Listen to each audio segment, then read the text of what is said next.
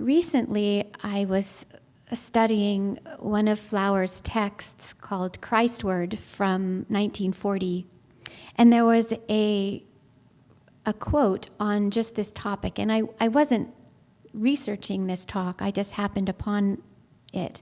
And then I was rereading her Sacred Heart of Christmas booklet, and there was that same paragraph on the first page. So most of us know this, but for those who don't, she says, "Religion must cease to be a prison through whose bars we glimpse supernal beauties. Rather, it should be life keyed to an appreciation of the totality of truth and the expression of spiritual happiness." So we come with this idea of perhaps there's blockings that's keeping us from the totality of truth and expressions of spiritual happiness. These two keynotes that are so beautiful and closely linked to the Spirit of the living Christ. She spoke at that time of a certain shallowness that had been coming in to the church, and fears and intolerances and regressions.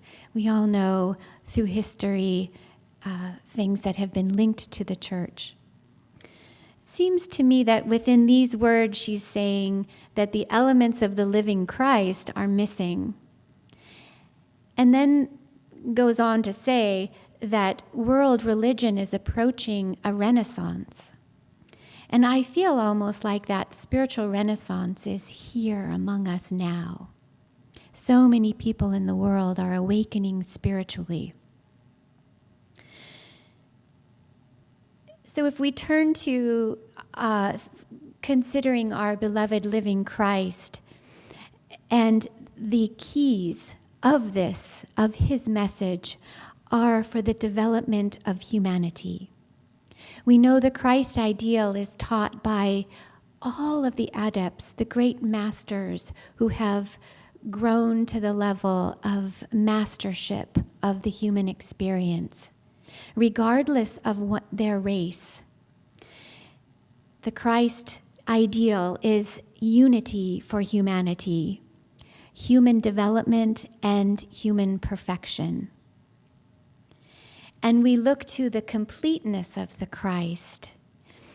Three components, which are the Christ Spirit, is that energetic field that is brought by the goodness, the good thoughts, the good deeds, the goodness that comes from humans, from angels, from the masters, from all beings who love and care about this planet.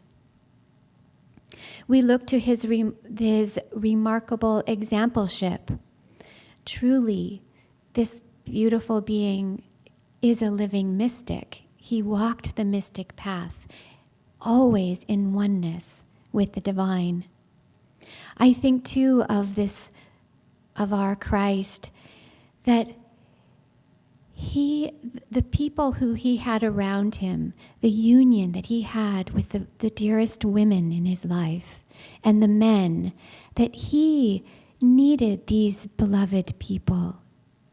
He needed their love, he needed their wisdom, he needed their presence, as he needs all of us. We are one with the Christ, and we are needed, each one in our own unique way. And then there are, of course, the deeds, which perhaps could be of most importance, with the tactual healing that we saw, that we beheld, that happened, that there's no question of his wonder, the physical healing, the emotional healing, and the healing of the mind.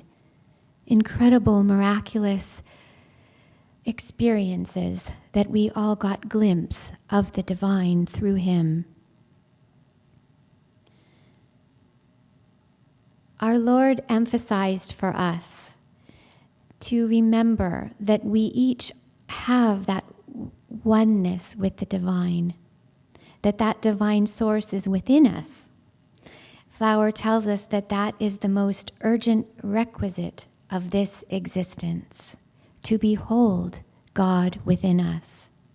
And then the next is to receive this, to give this attention. We are the spark of divine within us, and we need to give time to this. We need to give this our attention. And I feel as though as we do this, we remember.